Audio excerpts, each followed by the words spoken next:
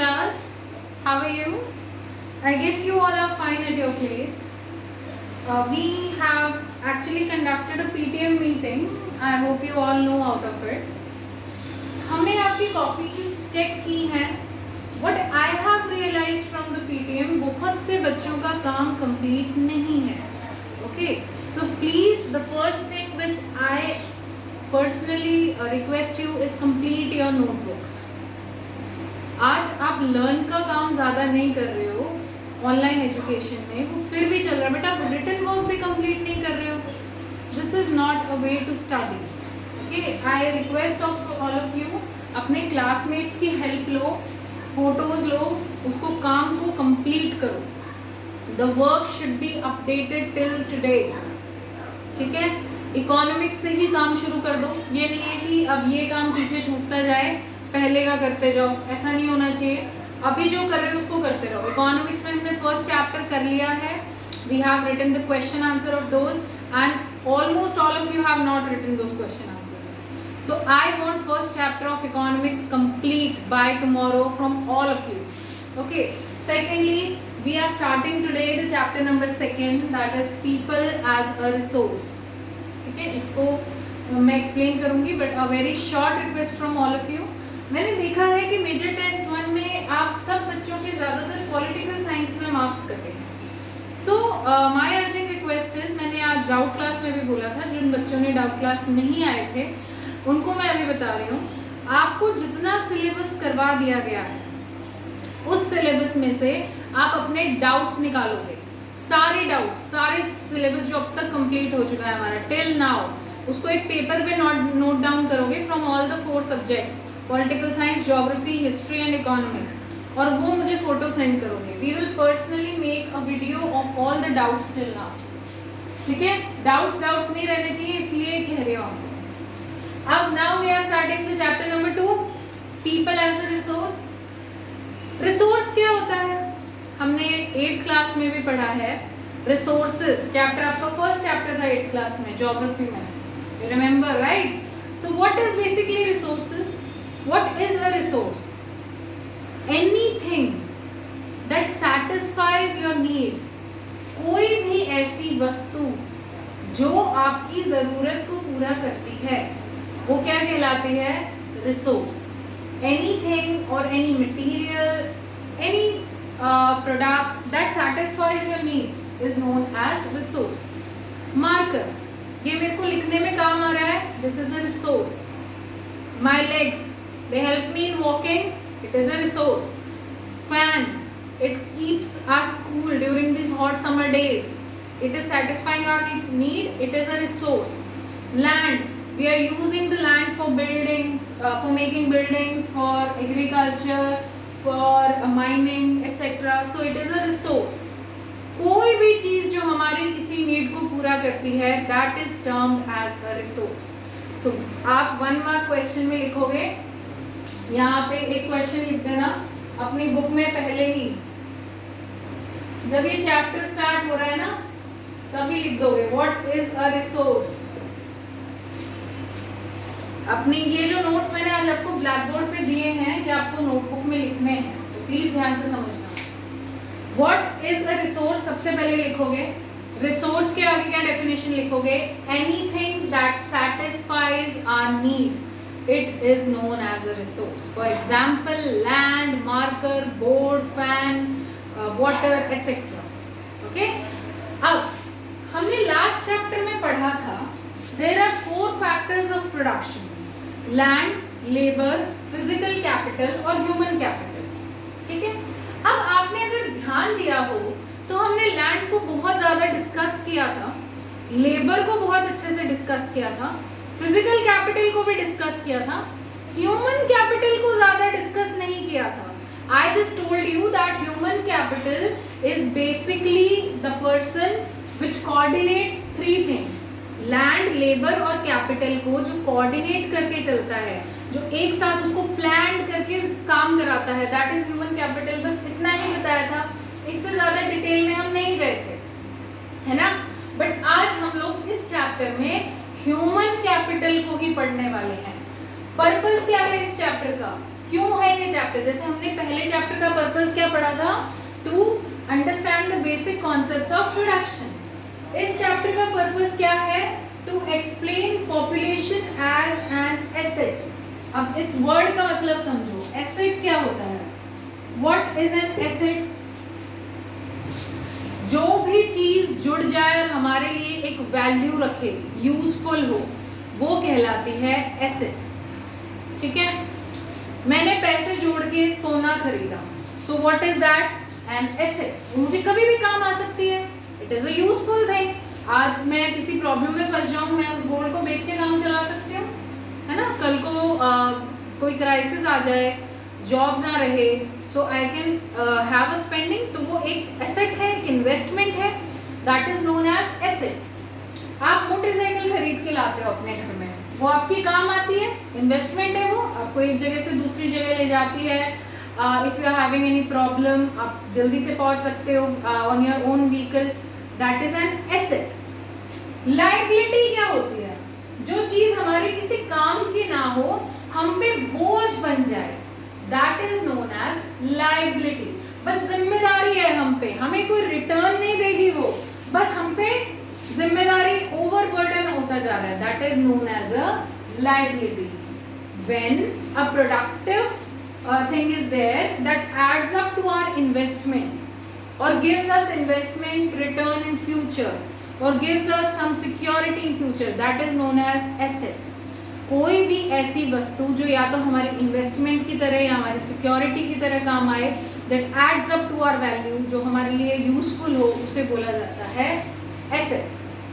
कोई भी चीज जिसकी बहुत ज्यादा वैल्यू हमारी लाइफ में नहीं है, that is just a burden on us, that is liability। ठीक है, अब देखो एग्जाम्पल से समझाती हूँ। एसेट की बात कर रहे हैं, ठीक है। आप एक ऐसी जगह पे मकान बनाओ जहां पे आप जॉब करते हो, तो वो आपको रहने के काम आएगा। आपने एक फ्लोर किराए के लिए बना दिया, तो उससे एक्स्ट्रा अर्निंग आएगी, तो वो क्या हो गया, asset. It is added in your asset. अब एक ऐसी जगह घर बना लो जहाँ पे ना आप रह पा रहे हो, ना कोई किराएदार आता है, अब उसको सफाई करवाने का खर्चा, उसको मेंटेन करने का खर्चा, तो अब वो घर क्या बन गया, आप पे बोझ बन गया। It is not adding up to the values in your life, so वो क्या हो गया, लायबिलिटी। तो इस चैप्टर का पर्पस क्या है कि हमें ह्यूमन रिसोर्स, पॉपुलेशन को क्या बोल रहे हैं, ह्यूमन रिसोर्स, जितने ह्यूमंस हैं टोटल इन आवर कंट्री, उसे क्या बोलते हैं, पॉपुलेशन, हमारी जनसंख्या। उस पॉपुलेशन को हम एसेट की तरह देखें, उसके फायदे सोचें, ना कि ये सोचें कि इतनी पॉपुलेशन हम पे बोझ है। जैसे आज कभी भी हम बात करते हैं 130 करोड़ जनता है हमारे देश में, तो हम उस 130 करोड़ जनता के फायदे सीखें, वो कैसे नेशनल इनकम में ऐड कर सकती है, कैसे डेवलपमेंट में ऐड कर सकती है, उसके नुकसान की तरफ ना देखें। इस चैप्टर में क्या देखेंगे, उसके फायदों की तरफ। To understand human capital as an advantage is the purpose of this chapter. To basically understand our population or human resource as an advantage for the country, for the society is the purpose of this chapter. एक word जो आपकी book में नहीं मिलेगा, demographic dividend. Demographic dividend इसका मतलब क्या होता है, ये बहुत काम आएगा आपको कंपटीशन में आगे, प्लीज इसका मतलब समझो। हमारी जो वर्किंग पॉपुलेशन है, ठीक है, जो काम करने वाली पॉपुलेशन है, यंग, जो किसी पे डिपेंड नहीं है, बच्चे भी क्या होते हैं, पेरेंट्स पे डिपेंड, बूढ़े क्या होते हैं, बच्चों पे डिपेंड, वो नहीं, जो वर्किंग पॉपुलेशन है, जो किसी पे डिपेंडेंट नहीं है, इंडिपेंडेंट है, and that is a working population, उसको बोला जाता है demographic dividend. Demographic dividend India का बहुत ज्यादा है। हमारी पॉपुलेशन में अगर हम देखें तो अब यंग लोग बहुत ज्यादा हैं, we have a good working population. तो एक चीज आप सोच के मुझे अगर डाउट क्लास में आंसर करोगे, द डेमोग्राफिक डिविडेंड ज्यादा होना अच्छी चीज है या बुरी चीज है, और आप अपना रीजन भी दोगे। अगर अच्छी बता रहे हो तो क्यों बता रहे हो, बुरी है तो क्यों बता रहे हो। I am again repeating the question. Demographic dividend is the working population of a country Is it if the demographic dividend is high in a country, for example India, it is a good thing for the nation or is it a bad thing? You have to answer this question to me in the doubt class tomorrow with a suitable reason. Okay, चलो अब human capital के बारे में पढ़ते हैं. हमने पहले ही first chapter में डिस्कस किया था ह्यूमन कैपिटल बहुत जरूरी है कोऑर्डिनेशन लाने के लिए लैंड, लेबर और फिजिकल कैपिटल में, है ना. इनमें कोऑर्डिनेशन कौन लाएगा? ह्यूमन कैपिटल लाएगा. तो आज उसी ह्यूमन कैपिटल के हमें फायदे देखने हैं. इन्वेस्टमेंट इन ह्यूमन कैपिटल. इन्वेस्टमेंट करना क्या होता है? किसी भी चीज में हम जब इन्वेस्ट करते हैं, कुछ अपना स्टेक, अपना पैसा लगाते हैं, कुछ भी, जैसे हम प्लांट को ग्रो कर रहे हैं तो उसमें वाटर इन्वेस्ट कर रहे हैं. एनी इनपुट वी डू, हम उसमें सनलाइट दे रहे हैं, वी आर इन्वेस्टिंग. वो हमें क्या देगा in future? Fruit. Okay, so investment in human capital. अगर हम इंसान में इन्वेस्ट करें, पैसे से नहीं, इन्वेस्टमेंट को सिर्फ पैसे के रूप में नहीं देखोगे. Investment is any input we are giving. यहाँ पे हम कौन सी इन्वेस्टमेंट की बात कर रहे हैं? पढ़ाई की, ट्रेनिंग की और हेल्थ केयर की. If we are investing in human capital, a good education, good training skills and good health care, it becomes productive for the nation. इसका हिंदी में मतलब समझो. अगर हम इंसान को इन कंट्री, अगर हम सिटीजन को पढ़ाते हैं, लिखाते हैं, उसको स्किल्ड बनाते हैं, ट्रेन करते हैं, उसकी हेल्थ पे ध्यान देते हैं, उसको प्रॉपर फूड मिले, वो बीमार ना हो, बीमार हो जाए तो प्रॉपरली हॉस्पिटल में उसका ट्रीटमेंट हो जाए. अगर इन 3 चीज़ों से हम इन्वेस्टमेंट करते हैं तो वो इंसान क्या हो जाता है? प्रोडक्टिव. देश के काम आ सकता है, देश की इनकम में ऐड करेगा, खुद की लाइफ बेटर कर सकता है, सोसाइटी को बेटर बना सकता है. ठीक है, इसी लाइन का ये मतलब है investment in human capital through education, training and health care yields a return just like investment in physical capital. ऐसा नहीं है कि आपने जमीन खरीद दी, आगे जाके वो बहुत पैसा दे जाएगी. आपने घर में सुना होगा, आपके पेरेंट्स कहते होंगे, अरे ये जमीन खरीद लो, आगे जाके बहुत ज्यादा में बिकेगी. ठीक है, वो इन्वेस्टमेंट किस में कर रहे हैं? फिजिकल कैपिटल में. अपने फिक्स्ड कैपिटल को बढ़ा रहे हैं. क्यों? आगे जाके रिटर्न ज्यादा देगा. ऐसा ही ह्यूमन कैपिटल में भी है. अगर आप अच्छे से पढ़ाओगे, लिखाओगे, जैसे आपके पेरेंट्स आपको बहुत अच्छे स्कूल में, राज इंटरनेशनल में पढ़ा रहे हैं, क्यों? आगे जाके बच्चा अच्छी जॉब लगेगा. ठीक है, अगर आप इन्वेस्टमेंट नहीं करते हो, नहीं पढ़ाते हो, उसकी हेल्थ पे ध्यान नहीं देते हो, उसको ट्रेन नहीं करते हो, तो क्या उसको बेटर जॉब मिल पाएगी? नहीं, हमेशा तो बीमार रहेगा, वैसे ही नहीं पढ़ पाएगा, हेल्थ पे ध्यान नहीं दिया तो. एजुकेशन अच्छी नहीं मिली तो जो चीज़ें कंपटीशन के लिए चाहिए वो नहीं मिल पाएंगी. तो क्या वो एक अच्छा रिटर्न देगा इन फ्यूचर? नहीं. फिजिकल कैपिटल में ही ऐसा नहीं होता है कि इन्वेस्टमेंट करोगे तो रिटर्न मिलेगा. ह्यूमन कैपिटल में भी ऐसा होता है. If you will invest a good amount of education, training and health care, you will get a higher return.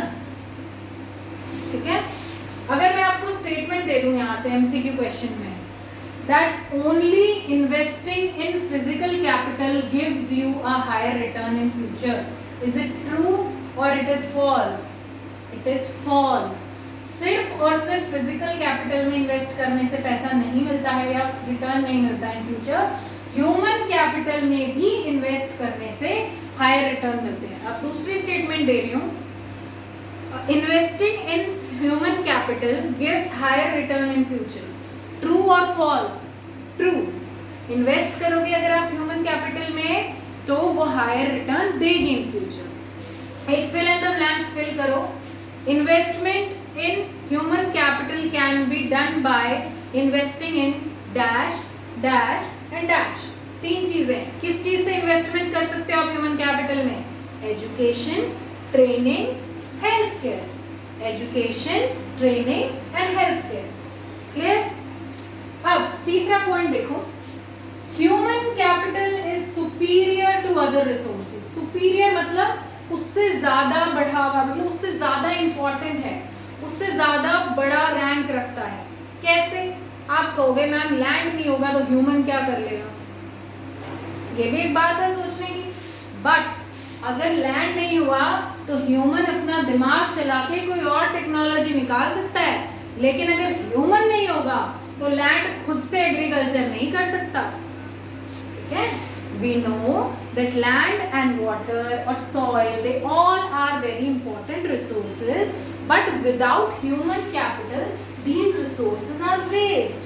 These resources cannot work until human capital works on them.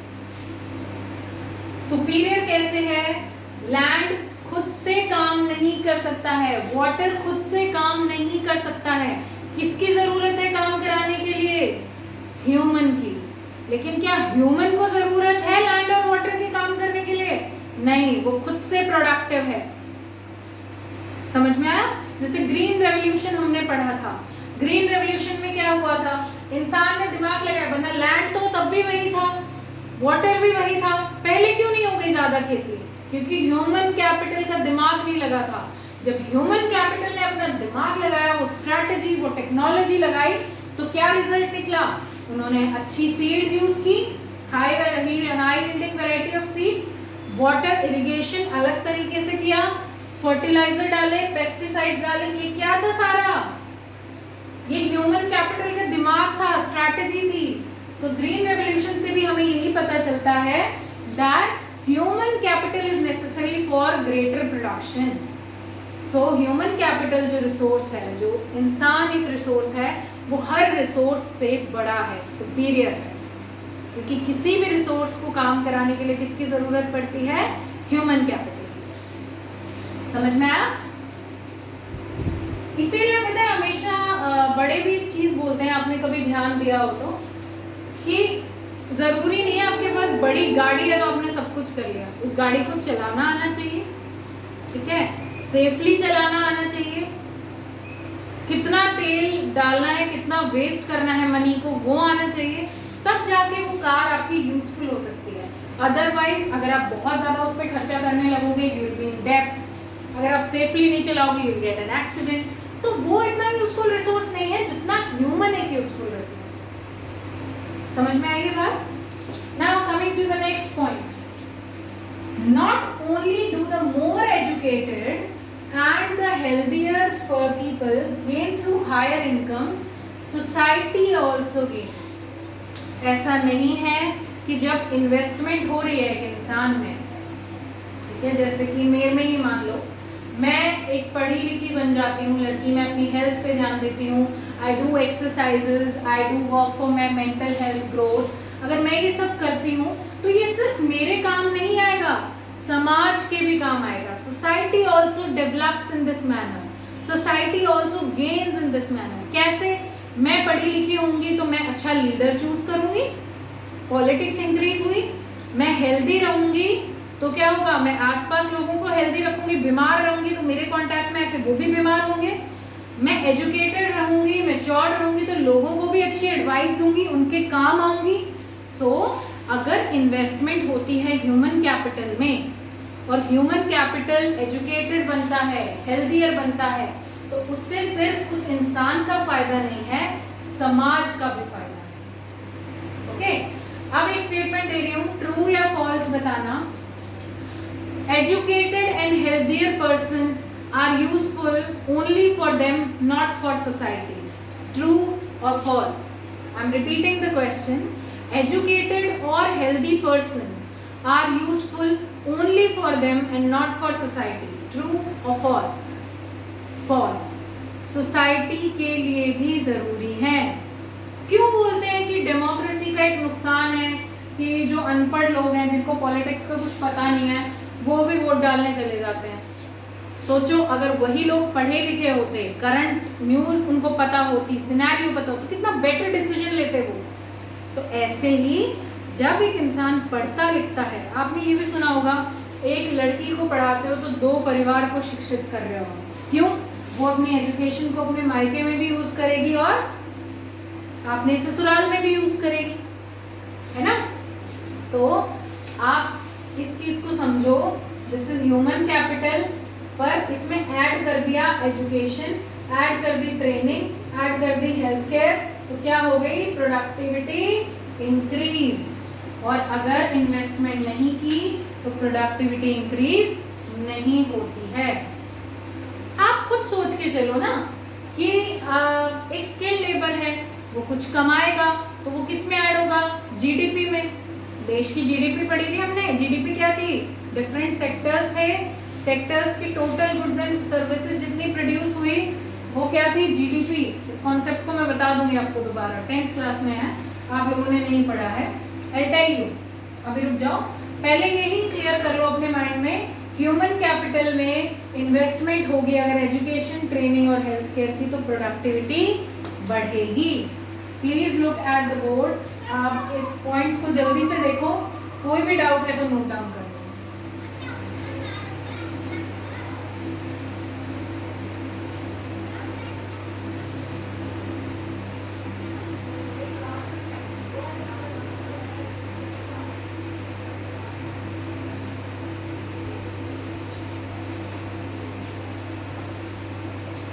Okay students, सो अब हमें दो story दी गई है।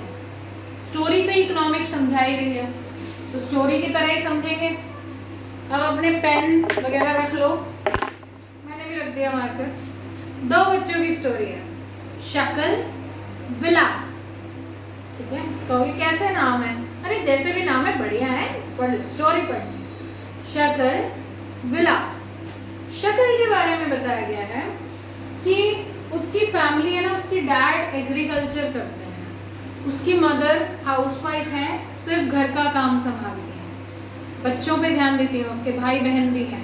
ठीक है, उसके dad agriculture करते हैं, उसकी मॉम घर का काम संभालती है, खाना बनाती हैं, कपड़े धोती हैं, जो भी घर के काम जो हमारी मम्मी भी करती हैं। उसके चाचा जी भी रहते हैं उनके फैमिली। उसकी चाचा जी 10th पास है। ठीक है, यहाँ तक समझ में आ गया? 10th पास को उन्हें जॉब नहीं मिल पा रही है, तो वो घर बैठे। अब आगे देखो, पेरेंट्स जो थे वो ज्यादा पढ़े लिखे नहीं है शक्ल के, लेकिन वो क्या चाहते हैं, जैसे आज हम परेशान हो रहे हैं खेतों में, तो ऐसे हमारे बच्चे परेशान ना हो, तो वो शक्ल को पढ़ाना चाहते हैं। They are eager to make him educated, वो उसको स्कूल भेज देते हैं। शक्ल भी पढ़ना चाहता है, वो भी अपना एंथुजियाज्म दिखाता है, एनर्जी दिखाता है that yes I want to study, तो वो पढ़ता है, अच्छे रैंक से स्कूल से पास होता है।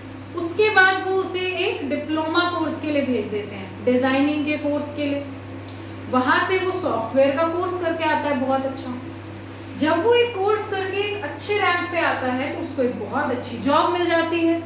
वो जॉब उसको हायर सैलरी भी देती है और उसको प्रमोशन भी देती है, तो इनकम भी बढ़ती जाती है। तो इससे हमने स्टोरी से क्या सीखा?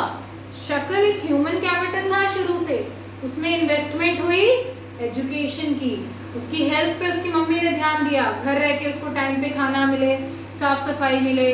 ठीक है, उसको ट्रेनिंग मिली, कॉलेज में गया, वो डिप्लोमा कोर्स किया, तो क्या बन गया वो? Productive human capital. उसकी इनकम बढ़ी, उसकी रिस्पेक्ट बढ़ी, देश की इनकम बढ़ी, सो वो क्या हो गया? प्रोडक्टिव। दूसरे बच्चे के बारे में सुनते हैं, विलास। विलास इज 11 ईयर ओल्ड बॉय। उसके डैड गुजर गए थे, मच्छी बेचते थे, वो फिशरमैन थे, लेकिन जब वो 2 साल का था उसके पिताजी गुजर गए थे। उसकी मॉम मच्छी बेचने लगी फिर, क्योंकि घर में पैसा तो आना चाहिए for basic livelihood, for basic earnings, कुछ पैसा तो चाहिए ना घर में। तो उसकी मॉम कमाने लगी। कैसे कमाएंगी? वो भी पढ़ी लिखी तो ज्यादा है नहीं, वो भी यही काम करेंगे जो उनके पापा करते थे। तो वो भी मच्छी बेचने लगी पास के बाजार में। 150 रुपए दिन के लगभग वो कमा पाते थे। आप खुद सोचो, 150 रुपए कमा के क्या आप बहुत ज्यादा इन्वेस्टमेंट, अपनी लाइफ बहुत आराम से गुजार सकते हो? नहीं। अब क्योंकि वो कमाने जाती थी सारे दिन, तो वो घर पे बच्चों का भी ध्यान नहीं रख पाती थी, उनकी हेल्थ का, उनकी सफाई का भी ध्यान नहीं रख पाती थी। विलास पढ़ने में भी निठल्ला, पढ़ता ही नहीं था, नॉट इंटरेस्टेड इन स्टडीज, तो वो एजुकेशन में भी इन्वेस्ट नहीं कर पाए, वो उसकी फीस भी अफोर्ड नहीं कर सकते थे, क्योंकि 150 रुपए जो आ रहे हैं वो तो घर की लाइवलीहुड में चले जा रहे हैं। ठीक है, विलास आर्थराइटिस का भी पेशेंट था, बीमारी थी उसको, उसकी हेल्थ ठीक नहीं थी। तो क्या बनेगा आगे जाके? फिर उसकी मम्मी बीमार रहने लगी, क्योंकि उनके पास ज्यादा अर्निंग नहीं आई, हेल्थ में इन्वेस्ट नहीं कर पाए, तो अब वो भी काम नहीं कर सकती। बाद में वो भी मच्छी बेचे, क्योंकि ऑप्शन क्या है? वही करना पड़ेगा, वो भी मच्छी बेचने लग गया। तो जैसे ही हमने देखा कि शक्ल के केस में क्या हुआ था, इन्वेस्टमेंट हुई थी, एजुकेशन मिली थी, हेल्थ केयर इंक्रीज हुई थी, ट्रेनिंग ली थी उसने, तो उसकी प्रोडक्टिविटी इंक्रीज हुई। और विलास के केस में क्या हुआ, एजुकेशन भी नहीं मिली, उसकी हेल्थ भी ठीक नहीं थी, उसको ट्रेनिंग भी कोई नहीं मिली, तो क्या उसकी प्रोडक्टिविटी इंक्रीज हुई? नहीं। जितना उसके पेरेंट्स कमाते थे वो भी उतना ही कमा के बस अपना गुजारा कर पा रहे। सो इससे एक ही चीज हमें समझ में आती है, if we invest in education, हम अपने पेरेंट्स को ही देख लें, वो सुख दुख पाके हमें पढ़ाते हैं, हमारी पढ़ाई में इन्वेस्ट करते हैं। क्यों? क्योंकि वो जानते हैं कि ये अपनी बेटर लाइफ गुजार पाएगा, इसका रिटर्न इसको इन फ्यूचर बहुत अच्छा मिलेगा, हमें बहुत अच्छा रिटर्न मिलेगा, हम खुश रहेंगे, हमारा ध्यान रखेगा, अच्छी इनकम होगी घर में। और अगर आप सोचो ना सोचो, नेशन की भी इनकम इंक्रीज हो रही है। तो किसी भी ह्यूमन कैपिटल में इन्वेस्टमेंट करने से प्रोडक्टिविटी बढ़ती है। आई होप आपको शक्ल और विलास की स्टोरी समझ में आ गई है।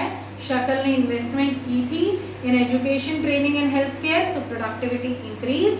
विलास ने नहीं की थी प्रोडक्टिविटी इंक्रीज, उसने नहीं की इन्वेस्टमेंट, तो आज भी वो वहीं रह गया जहां उसके पेरेंट्स थे। क्लियर? आई होप आपको ये स्टोरी समझ में आई, आज का लेक्चर समझ में आया। स्टोरी की तरह समझा रही हो, इकोनॉमिक्स में आप इंटरेस्ट भी ले रहे हो, this is very good. Please ध्यान से ये सारे नोट्स अपनी नोटबुक में कॉपी करो। एंड फिर से मेरे को गुस्सा मत दिलाना, in the tomorrow's doubt class I want everyone to be present. Okay, have a good day.